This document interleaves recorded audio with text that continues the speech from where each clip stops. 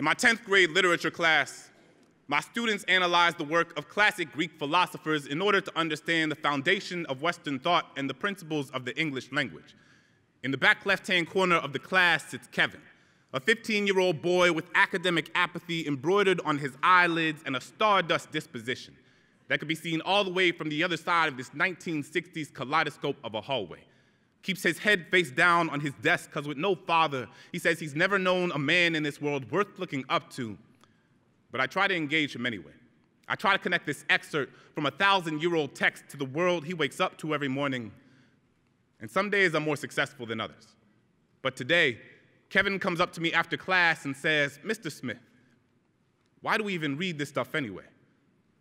So I tell him, Kevin, Socrates was killed for political dissension. This world wants to either see you killed or sit in detention. His time was more similar to yours than you think, but now Athenian and Spartan militias manifest themselves in bandanas and brown skins, so I beg of you, don't become part of a war in which you were never meant to fight.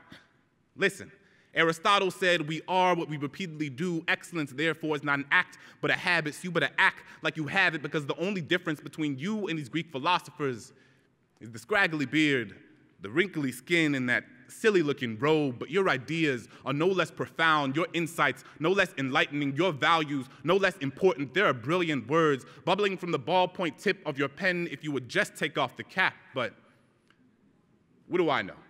I'm just a 20-something-year-old public school teacher who continuously questions everything he's ever known. We have skin of a common complexion, but a lifetime of experiences more dissimilar than the solar system. So who am I to come into this classroom and tell you what to do? A quarter lifetime worth of missteps has taught me that my savior complex is something I need to shed from my skin. So trust, I'm not trying to save you because I'm still trying to save myself. Honestly, how can I teach him to believe that he is Plato when gentrification has taught him he is nothing more than Play-Doh, something to be moved and molded at will by those doing the sculpting? So there's only one thing left to do. Become the sculptor and not the sculpted.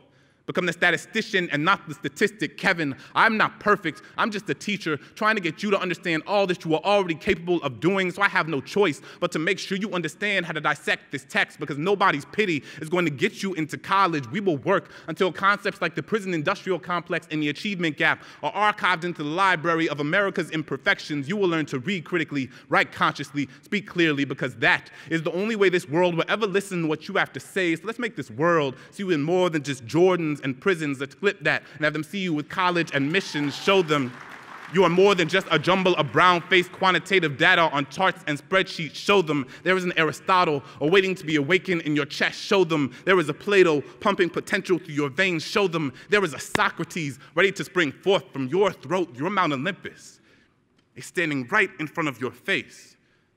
So now it's time to pick up your head and start climbing.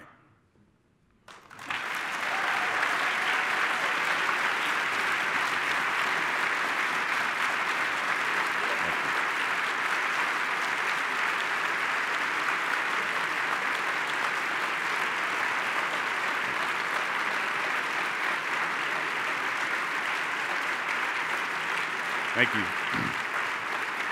Thank you. There's a packed schedule today, so you have, I'm going to do one more poem and get out of your way. I'm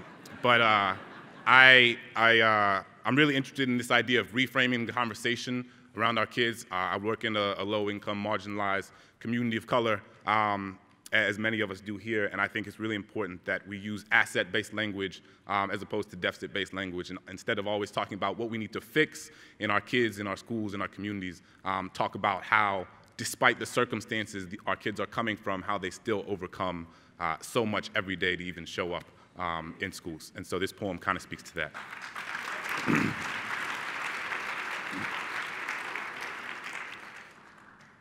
When the world thinks about my students, too often they see caricatures of pity, metaphors of misery that can do nothing for themselves. But every day I see resilience. I see boys and girls turn into young men and women right in front of my face. I see students who walk to school on street corners where policemen can make them feel more terror than talent, but they still show up for tutoring at 6:30 in the morning.